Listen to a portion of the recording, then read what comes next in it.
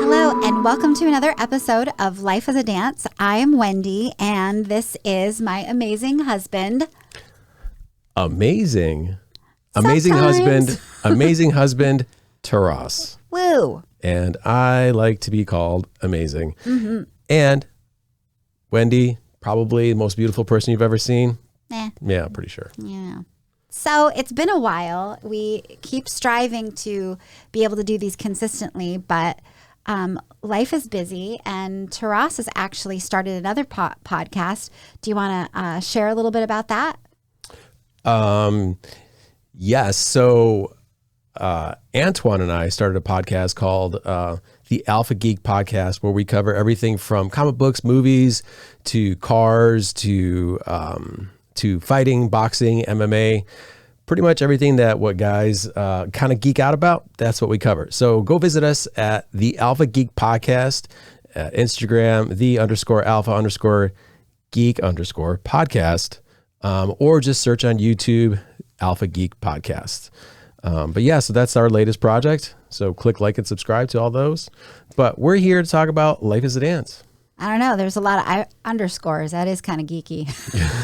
Yeah, I'm not an Instagram person, so I don't know how any of that works. So that's not my forte. That is not my forte. But so we're excited to do this episode, although we are going to be taking another hiatus. So this episode might be Life as a Dance, but it might be a little bit of something that started back in 2019 called Pain in the Dance. So Taras has something coming up in just a few days. Do you want to share what you have coming up, Taras?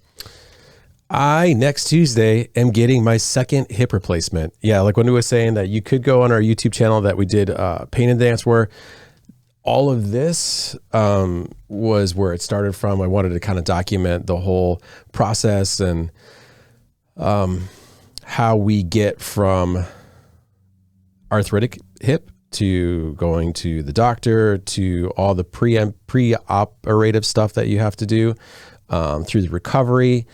And so that's why we started a podcast. But we're going to be doing that again. Yeah. So life as a dance, highs and lows in life and everything in between. So I thought it might be interesting to kind of talk to you today about, with this coming up, with this surgery, what would you say, thinking of the outcome? I know it's hard to think about that right now with thinking of the looming surgery and what you're going to have to go through.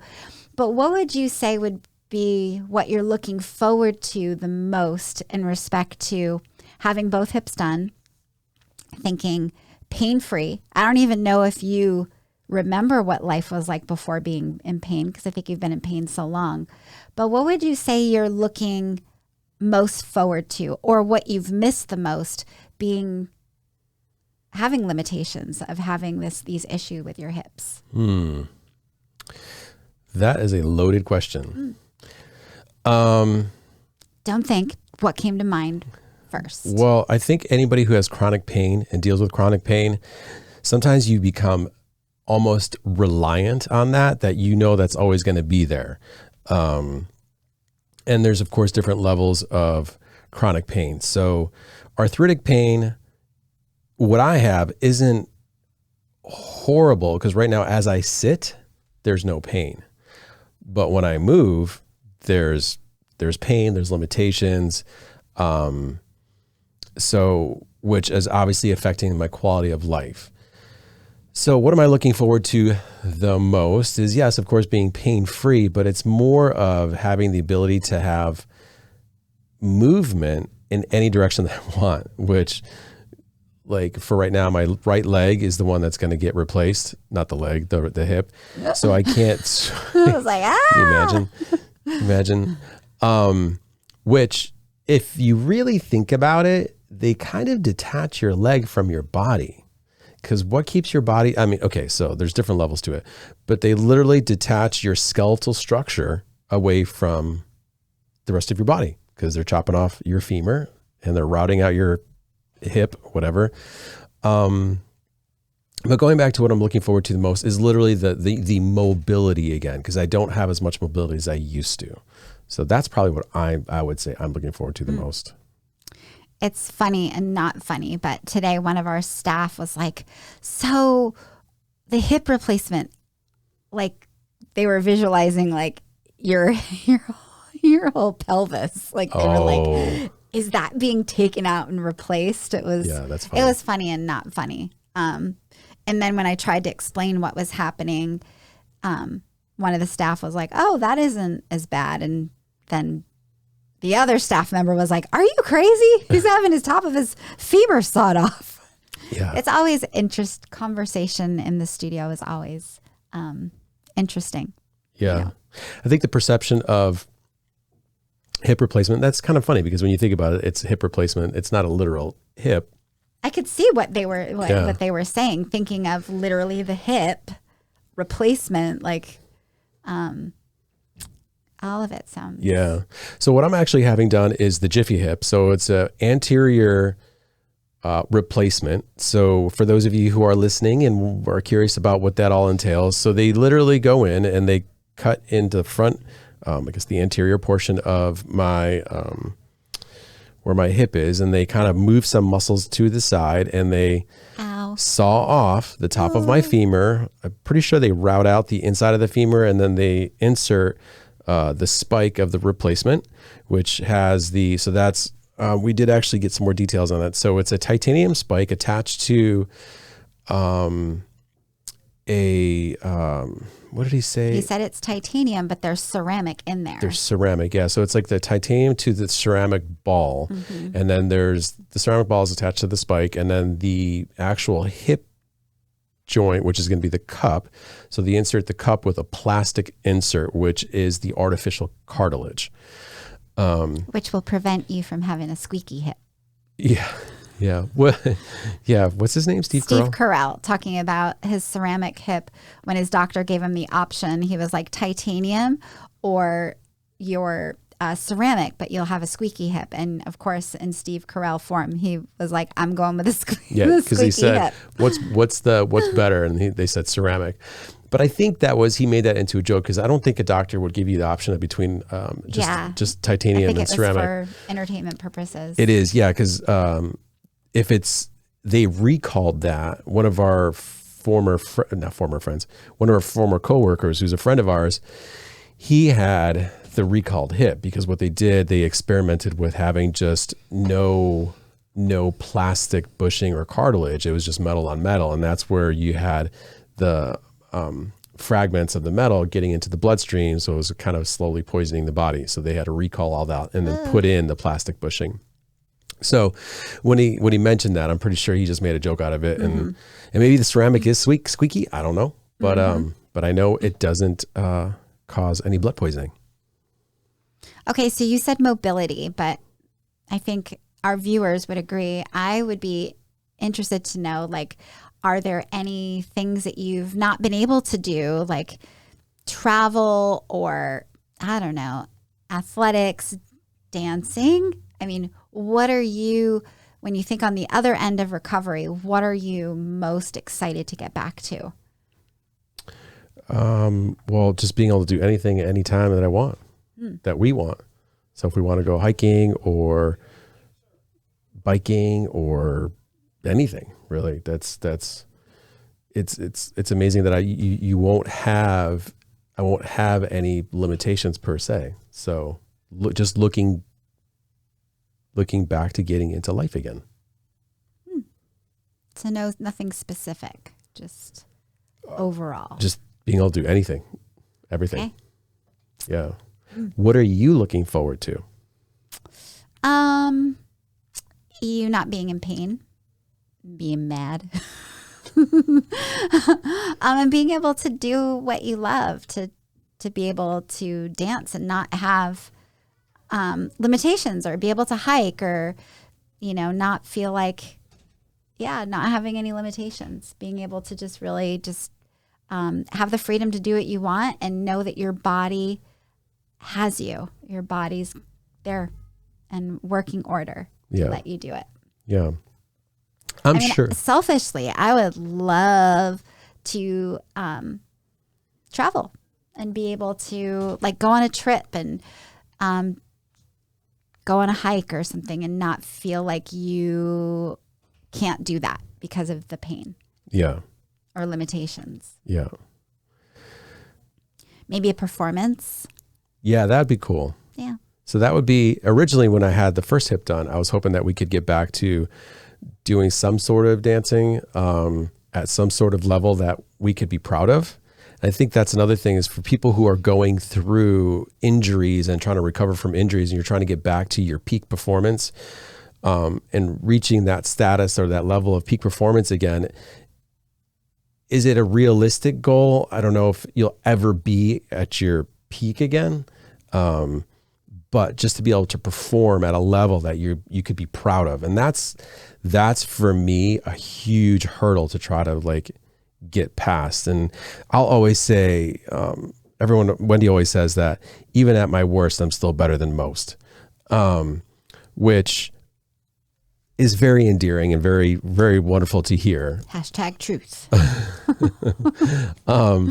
Well, let's talk about that. So last night, Taras was dancing with one of his more advanced students, and it was just so funny. Well, it wasn't funny because I know I don't know as in I don't feel what you feel, but I know how much dancing and that kind of movement hurts you. But you were dancing full out, and there was just like students just sitting there just like watching you, and they're like, "Oh my God, he's amazing." And I kind of joked around and was like, he's trying to blow his hip out before his event. Yeah. I mean, before his surgery. I can't make it worse. But it's true. I mean, to most people watching, you at what you think is your worst is better than most. But it's painful to see you do something that you love and know that it's hurting you. So I look forward to that not being the case. Yeah. Where you can fully dance again and not be like, oh my God, wincing in pain or paying for it the next day. Yeah.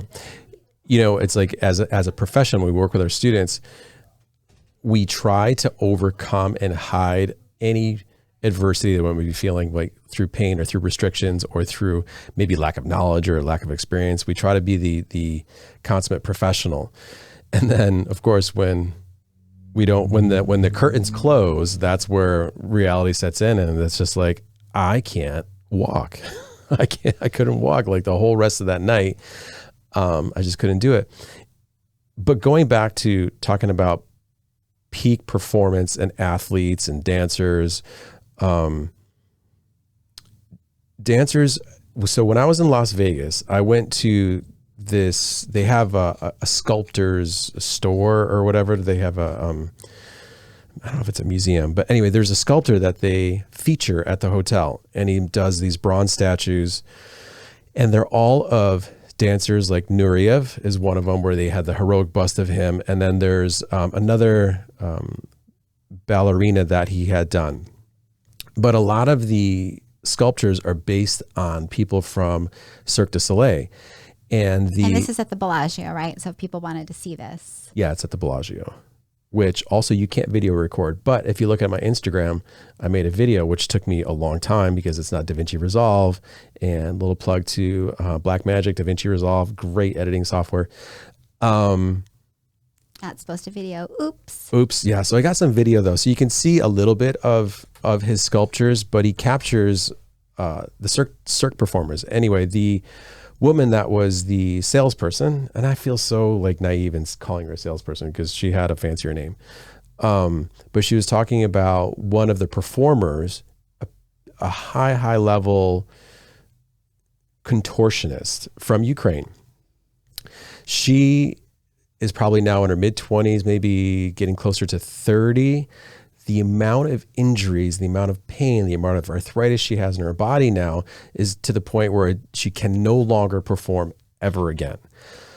And it's as a peak performer, it's probably crushing to the soul, because it's like football players and hockey players, or again, the highest level athletes. What do you do when you get injured?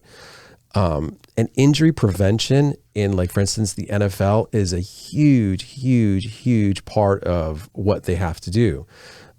These people are getting paid millions and millions and millions of dollars. And we as dancers don't get that at all. But we are motivated through passion, through drive, through, so we're motivated by our sheer desire to perform and love of dance. So we push through the pain. So I'm kind of lost track of thought of what I was saying, but it's back on you. It's back on me. So I think it would be called an art dealer. Oh, art dealer. Yeah. Maybe. Yeah, jeez. I had to think about it myself. I was like, I think an art dealer, which is so cool, that the beauty of dance as an art form, that someone can be so inspired and compelled to want to create art. And didn't you say it was like $50,000? Oh my this gosh. Sculpture?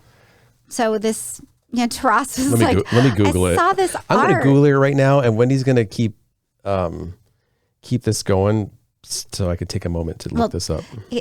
Well, you were the one that Taras comes home, and he was like, I went to this art gallery in the Bellagio, and he was showing me the beautiful sculptures, and he's like, I was going to buy you one.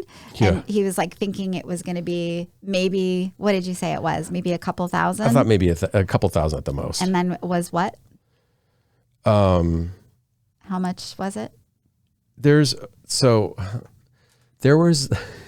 the small ones, and they're not even his original art. So the original art I knew was going to be probably expensive. And I looked at the art dealer, and I was just like, oh, are these all one-offs? Or are they like limited runs? And she's like, oh no, these are cast, and they're limited edition. And she's like, but there's probably like 100 or 200 of them. I was like, oh, okay, that's cool. They still looked amazing. So they weren't even the original, and they were selling them for that much money? Yeah, they were selling them for like $3,000. That's and Vegas. They were, it's Vegas, yeah. And granted, the level of detail, it was amazing. It was absolutely, you could see all the muscle. I thought you said one was like 30,000. No, I'm not there yet. I'm not there yet. Got it. So, so when I looked at the larger ones, again, even the larger ones, I don't know if they call it heroic size. Those weren't even the originals. Those were. How would you reference so viewers can see how big would you say it was? So the ones I was looking at was probably like 12 to 16 inches tall, maybe a little bit taller than that. The middle sized ones were probably like 3 feet tall.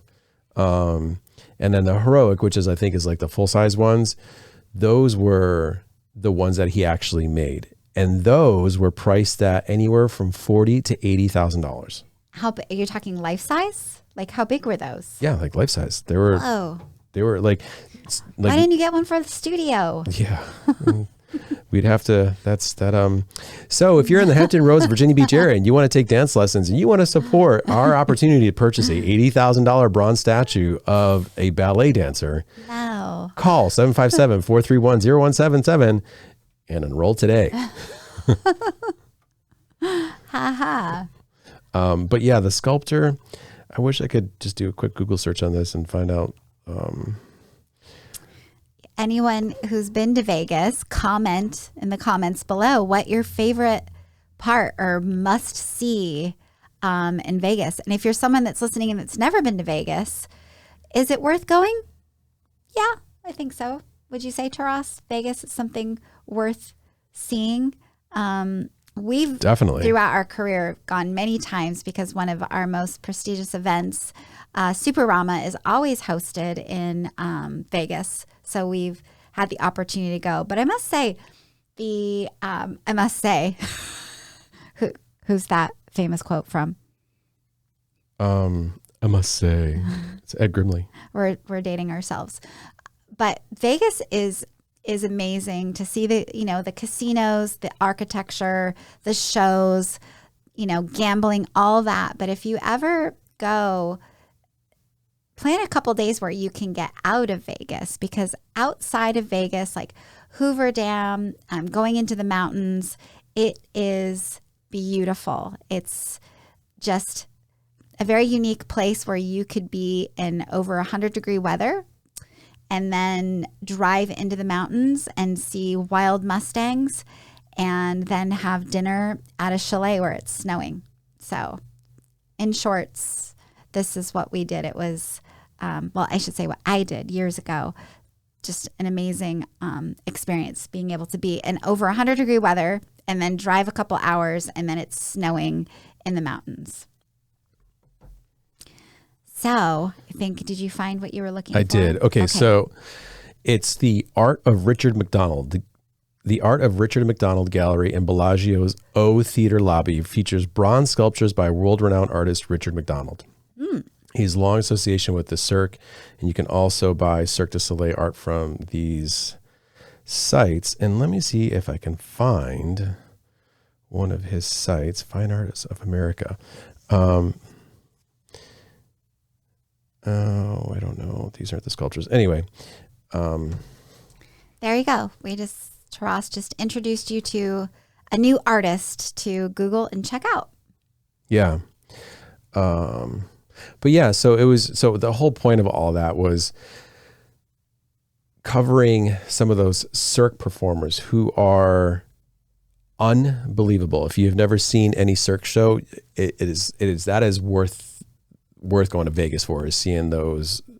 We saw Ka like 3 times. Mm-hmm. That was like one of my favorites. We saw we saw I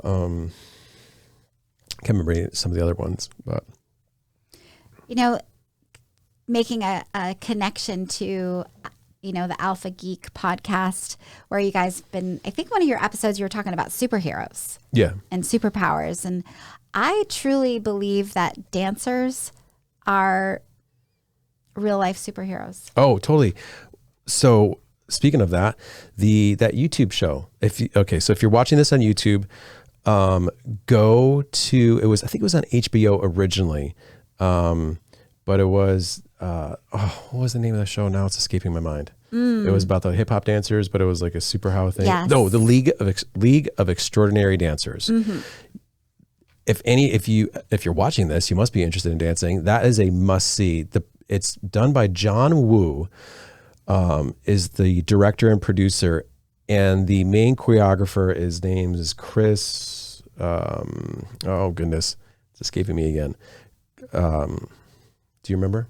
I am like, gosh, I can't think of it. Well, maybe you can look it up.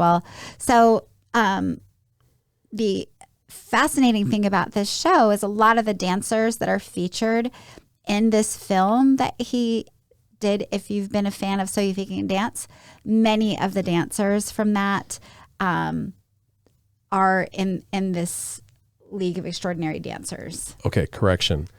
The show is called The Legion of Extraordinary Dancers. It came out in 2010. There's only 2 seasons. And we got the title mixed up because of the movie. The narrator is amazing. His name is Roger Aaron Brown. And the way he presents these dancers and what their superpower is, it's absolutely fantastic. Christopher Scott is the main choreographer. I always forget that. And they do, like Wendy was saying, they feature all sorts of dancers from So You Think You Can Dance, who are all absolutely brilliant. And crossover dancers, because some have been on Dancing with the Stars. So, you just watch these, we're in a society where, obviously athletes, people are amazed by that, football, basketball, all the things with sports. But I think some of the most underestimated athletes out there are dancers. Oh, for sure.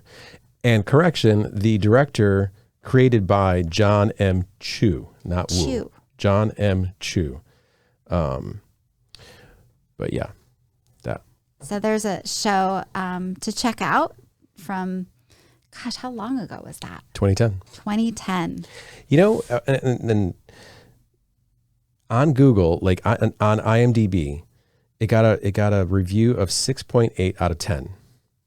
So Is that good? I don't think that's good. That's not good. Well, I mean, it's close to 7 stars, I suppose, out of 10. Maybe we should watch it again. Maybe we, sometimes when you watch something and you're like, that's amazing. And then you go back to it and you're like, it's not what I remembered. Yeah. So, I'd say it's not for everybody, but if you are a fan of dancing and you are a fan of like Marvel movies and Chris Scott, and if you're a fan of So You Think You Can Dance, you would know that Chris Scott, all of his choreography was based on music that had this superhero type, bigger than life kind of music. And you have to be really, really, really, really, really good to be able to fill that kind of music up.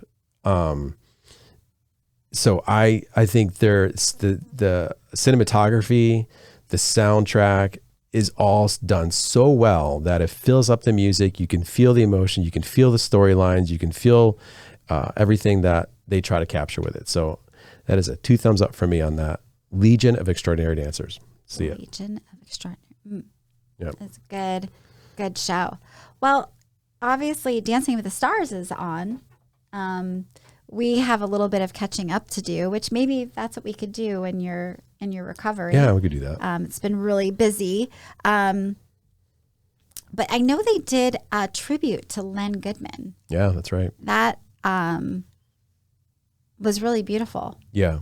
What they did, kind of featuring his take on dancing was always very classic, very traditional, being a dancer himself, quite accomplished. I think that was always an interesting aspect of the show, his role in that of always keeping it traditional. Yeah. For him. He's a fundamentalist. Yeah. Yeah. Which I think is really important because you could, when it gets to Hollywood, like and let's face it, it's a TV show. Mm-hmm. So is it really, I think over the years, it's had its like ups and downs where it got a little too, and again, we talked about this on the previous episode with Tyra Banks. I was like, the Tyra Banks, we started losing interest a long time ago because it was turning into too much of a drama, too much reality of a reality show. And then when Tyra Banks got on, I was like, oh man, no. I just don't know. It turned into like her fashion show, and there's nothing wrong with it. I mean, that's fine, but like, well, I think for, it's all perception, right? I mean, for us, well, I'll speak for myself. I want to see dancing. That's what I'm watching it for. I'm not really interested in who's dating who or the drama, soap opera, what's going on behind the scenes. It's just the dancing. And isn't that what it's interesting in society that dancing in itself is special enough. I mean, the beauty of that, just two people coming together, choreography, music. Do we really need all that other stuff to keep it interesting? I mean, I don't think we do, but maybe that's what. Well, I think the show tried to capture try to capture as much audience as it can. So not everybody understands the dancing. Mm-hmm. Not everybody can look at that and be like, and appreciate it. So what are they going to attach themselves to is the drama behind it. And it's funny, just speaking of the Alpha Geek podcast and Antoine loves those reality shows. He loves the craziness behind that. So there's a huge portion of people that love that stuff. Yeah, so, and that's great. And that's great. And I think it's for us is like people who've developed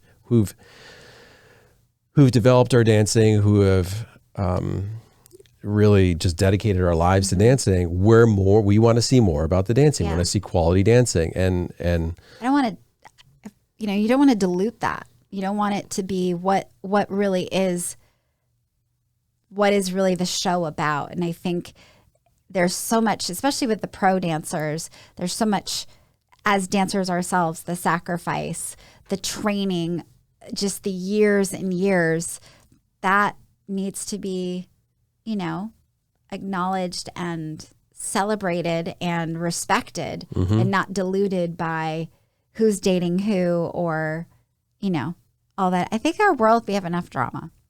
Yeah, for sure. That's a whole other episode. Yeah. Yeah. But yeah, Dancing with the Stars, I think, like I said, to repeat ourselves, is like we lost interest of it because We feel like the drama became part of what the show is.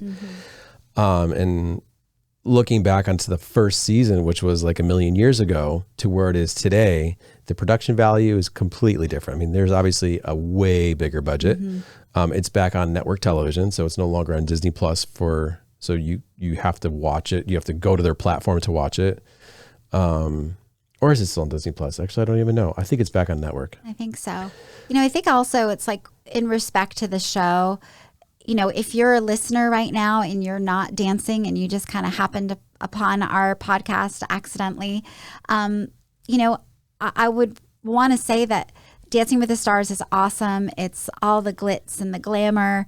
But I think sometimes that might be intimidating for people. People might be thinking that ballroom dancing, they have to look a certain way, or, the costuming or whatever. But when you come into a local Arthur Murray, wherever you are, you don't need anything. You could show up in jeans and a t-shirt and sneakers and you're going to have a great time. There are no expectations. Dancing is for everyone. Doesn't matter what your age is, experience, no experience. You just got to give it a try. Yeah, I totally agree. The art of social dancing is non-discriminatory. You don't have to have a certain level of physicality. Okay. You do need to be able to walk up a set of stairs and be able to what walk you said, one I for think the was other. fair.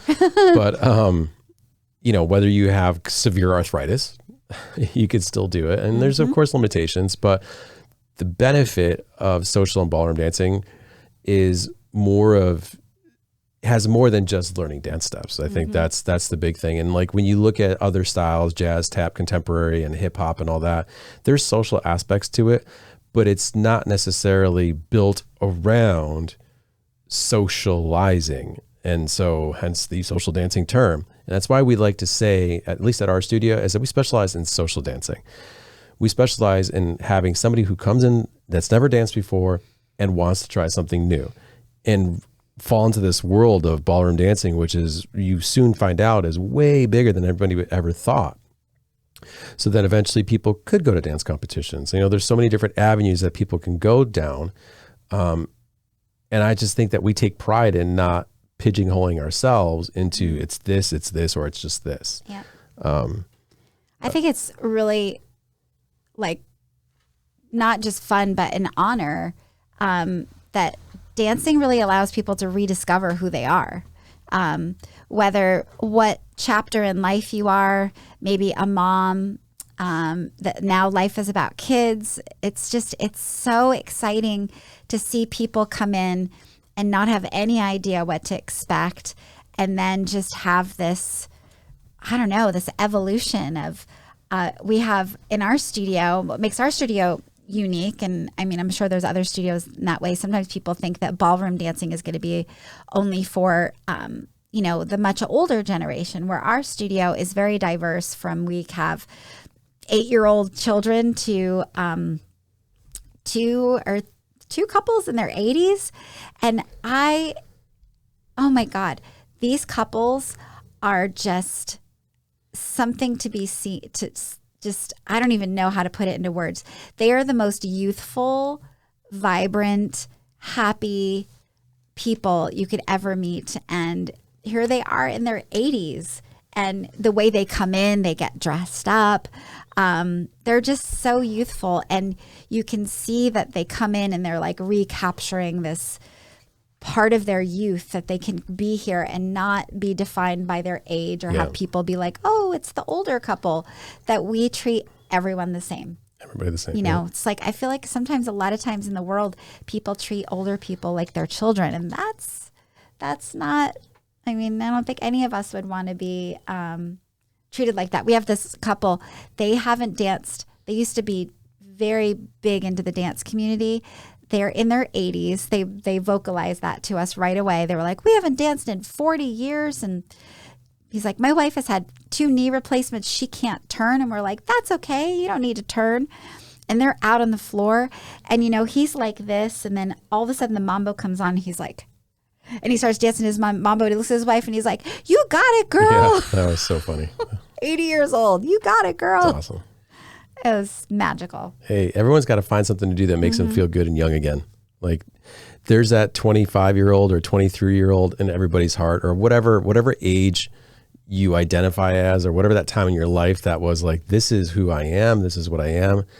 And I know I've heard my students over the years be like, man, sometimes I look in the mirror and I was like, who is that person? Because what you visualize or what you remember yourself being, it's not what you see anymore.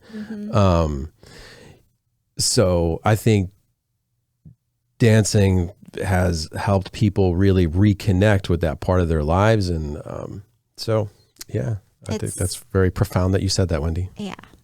I know this episode, we've kind of been all like a little over here and over here and over here, but what we'd like to do is, if you haven't checked us out, we are the Arthur Murray Virginia Beach. We are Arthur Murray in the Virginia Beach area. We do have a website, cutarug.net. You can also check us out on Instagram and Facebook. But on our website, we do have a blog post, and kind of tying into what we were talking about, we have had someone helping us with our blog, which has been really exciting. Sherelle Page, you're awesome. Yeah, Sherelle Page.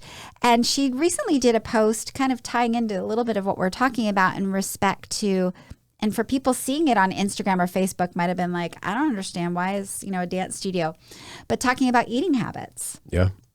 And exercise and, being a dancer, it is a lifestyle. So again, if you're out there and you're just happening on to us accidentally and you haven't thought about dance lessons, the cool thing is what dancing does in respect to this overall sense of health, being more aware, conscious about how we want our bodies to feel, how we look. And of course, wellness, health and wellness, always being a passion of mine, but being able to help people. I think when people get into something, whatever kind of exercise, you start thinking about like what you eat, how you feel, just wanting to be the most healthy, best version of yourself. And I think what's amazing about dancing is it's not just health in respect to exercise and physical fitness, but it's about mental health and soulful health and heart health, in respect to having a healthy heart, but also just having a healthy outlook on life. Yep. Something to look forward to. Yep. Good for the mind, body, and soul. For sure. Can't say that enough. For sure. And we're like our own infomercial, aren't we? But it's like we have so many stories of so many different people from all sorts of different walks of life that have received so many different benefits that they never imagined from learning to dance. Even ourselves. Yeah. And we can only share the ones that really connect with other people. And you may be like, yeah, that's what you're just saying that. But I literally just heard one of our students today talk to one of our newest students about coming to a dance party and how at first he was freaked out about it. And now he loves coming to them. And it's like, he never thought he would love it as much as he does. And so if you do go into a dance studio and you do talk to the people, and they'll be more than happy to share those stories. But going back to Virginia Beach, is it a beach community that people are so youthful, or do you feel like different? Like when we were up in Rochester, was it different because it was Rochester versus Virginia Beach?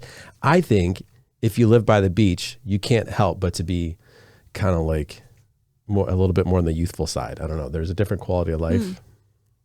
I don't know. Possible. I mean, I think we have a big, Well, it's big military community. So we have a lot more. I think we have more young people coming to our studio here. Well, it's very transient too. We have a lot of people in and out of the area, again, because of the military. Yeah, that's true. We do have a lot of in and out.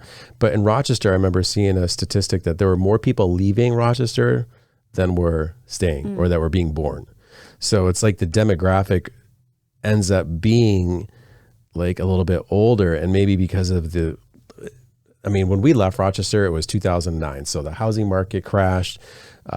Kodak was going bankrupt. Xerox was leaving. Bausch and Lomb was leaving. So the city in itself was struggling. So all those factors for sure gives people a different vibe than when you go to Virginia Beach and like where a lot of military and a lot of small businesses and lifestyle is different. People do a lot more outdoorsy stuff. So they get a lot more vitamin D. So maybe it changes. Sunshine, no snow. Yeah. And crazy cold weather for a long time in Rochester. But we are going to be talking about, once I get past this surgery, we'll probably most definitely talk about the recovery process and kind of fill people in on it. But do check out our blog post, and we're going to use those topics and kind of cover more in depth what that all is and kind of attach some testimonial stories to that. So yeah. We've even been doing student highlights. So I think it would be really fun when Taras is back in the studio feeling good to maybe bring in some of our students to interview and some of our staff. For sure. Yeah. Cool. But so this was just to kind of say, hey, we're back, but we're going to be gone again. Back and bye. But if you are liking our content, once again, please click like and subscribe and share whatever you see and give us some comments. The more active you can be with us, the better it is for everybody. So any last words? Yeah. Happy holidays to everyone. I don't know if we'll be able to get back on before the holidays. But again, if you are someone that's out there and not part of a dance community, our advice to you is to pick up that phone pick up the phone, whether you call or text, and see if there's a Arthur Murray in your area and check it out. Your first lesson is always free, and, take that first step. I promise if you do, it will change your life. And if you do go to Arthur Murray's, tell them that you heard about it from Taras and Wendy Denisenko at Life is a Dance. Awesome. Yeah. Happy holidays, everyone, and keep dancing.